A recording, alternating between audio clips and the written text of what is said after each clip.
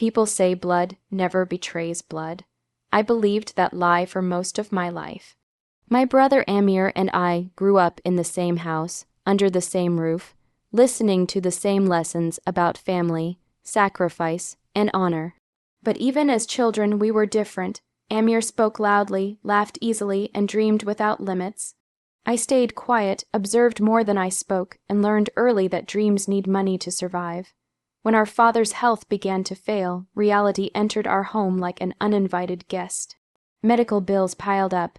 Responsibilities increased. Amir promised to help, but promises don't pay electricity bills. So I worked. One job turned into two. Nights turned into exhaustion. I didn't complain, because that's what the strong one does. He carries the weight silently. In 2019, I made a decision that would change everything. I started buying properties. Not grand mansions, just opportunities others ignored. Old houses with cracked walls, small commercial spaces, a forgotten warehouse at the edge of town. Everyone thought I was struggling financially. No one knew every rupee I saved went into those properties. I registered them in my name. I paid the taxes. I handled repairs. I kept every document carefully filed. Not because I distrusted my family, but because I wanted to protect them. I imagined a future where inheritance would be simple, where everyone would feel secure. I believed my silence was a gift. Amir knew I was busy, tired, always working on something. He never asked what. I never explained. Trust doesn't demand explanations, or so I thought. When our father passed away, the house felt hollow. Grief united us briefly. Relatives arrived with condolences and curiosity. Soon whispers began about inheritance. About assets, about who owned what. An inheritance meeting was scheduled. I wasn't worried. I had nothing to hide. Every property had a story, a receipt, a date.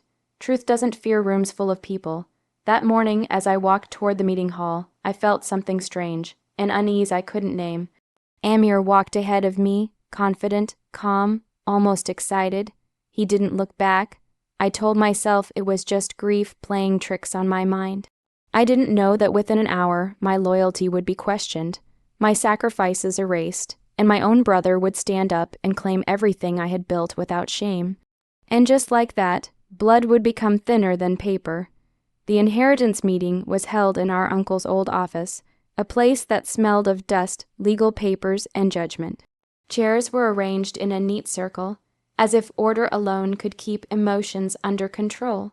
Relatives filled the room, some pretending to grieve, others clearly waiting for numbers to be spoken aloud. I sat quietly, my hands folded, reminding myself that truth doesn't need to speak first. Amir sat across from me. He looked confident, relaxed, almost relieved, as if this meeting was a formality he had already won. That should have been my first warning. The lawyer cleared his throat and began explaining the purpose of the meeting. Assets distribution, ownership, each word felt heavier than the last. When he invited claims to be presented, Amir stood up immediately. All 11 properties belong to me, he said, his voice steady and loud enough to fill the room. The air changed. I felt it before I understood it, like the moment before a storm breaks. He continued speaking, listing addresses, locations, even details only someone close would know. I've been managing them for years, he added. I invested in them while others were busy doing their own things. Eyes turned toward me. I waited for someone to ask a question, for someone to doubt him. No one did. Instead, murmurs spread across the room. My aunt whispered something about selfishness. My cousin shook his head, disappointed. A man I had once helped, financially, avoided my gaze completely. I opened my mouth to speak, but Amir kept talking, smoothly, confidently, building a story so complete that truth didn't seem necessary anymore. Why would you hide something like this? My uncle asked me sharply. So this is what you were doing all these years, someone else added. Their words cut deeper than Amir's lie. I tried to explain. I mentioned documents, dates, proof, but my calm sounded like guilt to ears already convinced. When truth arrives late, it often sounds like an excuse. Amir finally looked at me, just once. His eyes didn't hold anger or fear, only certainty. He knew the room was his. The lawyer made notes, heads nodded. decisions formed silently. I realized then that betrayal isn't always loud. Sometimes it's delivered politely, in front of witnesses, with a smile that says, "You can't stop me." I stood up and walked out without another word. No one stopped me. In the hallway, my legs felt weak, but my mind was sharp. Humiliation burned, yes, but beneath it, something stronger was forming. They believed his story, but belief doesn't change ownership. And while Amir celebrated in that room, he had no idea that every lie he spoke was standing on paper that would soon collapse beneath him. That night, sleep refused to come. The silence of my room felt louder than the accusations thrown at me earlier that day. Every word spoken in that meeting replayed in my head, but I didn't allow anger to control me. Anger clouds judgment. I needed clarity. I turned on the lamp and opened the metal cabinet in the corner of my room, the one no one ever paid attention to. Inside were folders carefully arranged by year. I pulled out the one marked 2019, receipts, bank transfer records, property registration copies, tax payments, maintenance contracts. Each page was a reminder of years spent sacrificing comfort for security. Nights I skipped meals, weekends I worked instead of resting. While others lived freely, I had been building quietly. I laid the documents across the bed, piece by piece, like assembling a puzzle whose picture I already knew. Every property Amir claimed carried my signature, my payments, my responsibility. His name appeared nowhere except in casual messages where he thanked me for handling things. I realized something important in that moment. The truth was never missing. It had only been ignored. The next day, I met a lawyer recommended by a colleague. He listened without interruption, flipping through my files slowly. When he looked up, there was no surprise in his expression, only certainty. "You've owned these properties legally since 2019, he said. "Your brother has no claim." I visited another legal expert, then another. Each response was the same. The law does not care about confidence or loud voices.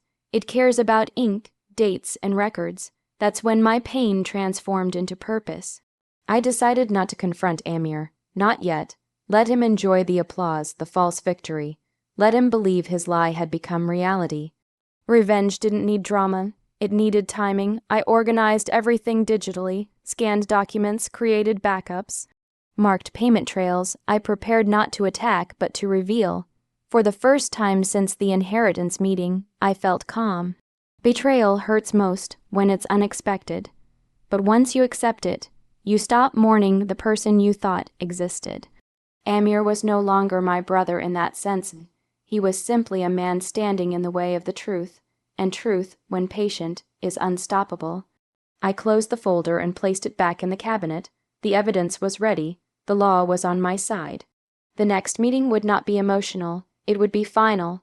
2 weeks later, the family gathered again, this time in the court chamber. The air was heavy with tension, thick enough to suffocate pretenses.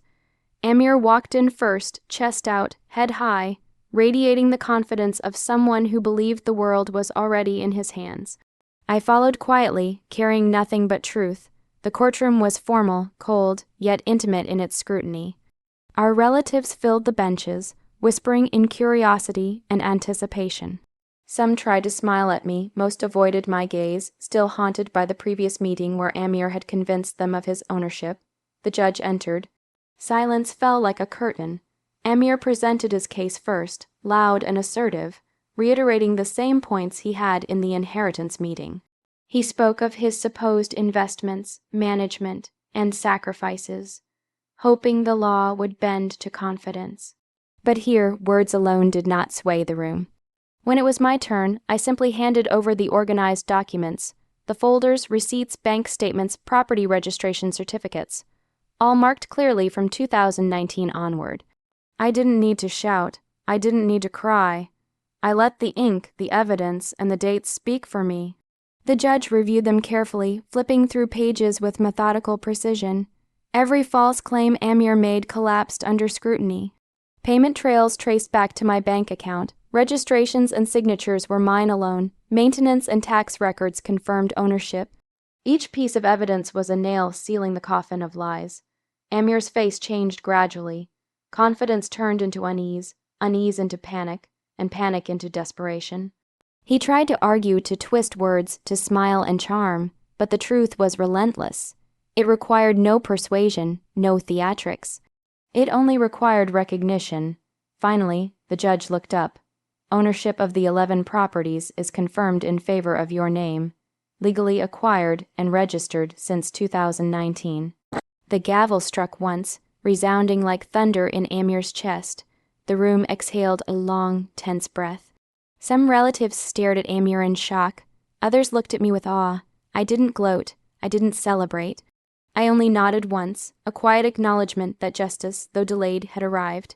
Amir's silence screamed louder than any insult I could have offered. His lies had crumbled, and all that remained was truth. Walking out of the courtroom, I felt a weight lift from my shoulders. I had reclaimed more than property. I had reclaimed my dignity. The betrayal had been bitter, the pain deep, but justice, patient and silent, had delivered its sweetest victory. And in that victory, I discovered something greater than revenge. It wasn't about making Amir suffer. It was about proving that integrity, patience, and truth, no matter how hidden, always triumph. Blood may betray. Words may deceive. But truth never lies.